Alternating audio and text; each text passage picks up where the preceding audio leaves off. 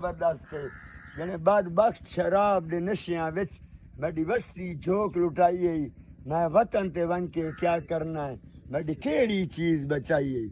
میرے جگر کو کھا بازار گیا, میری ہر مستور الائی گئی.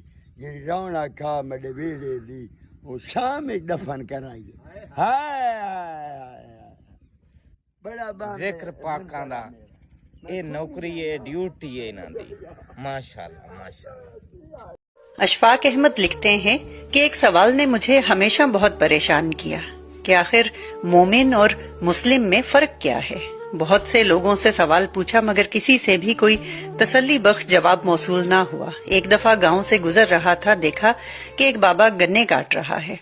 نہ جانے کیوں دل میں خیال آیا کہ ان سے یہ سوال پوچھوں. میں نے بابا جی کو سلام کیا اور اجازت لے کر سوال پوچھا.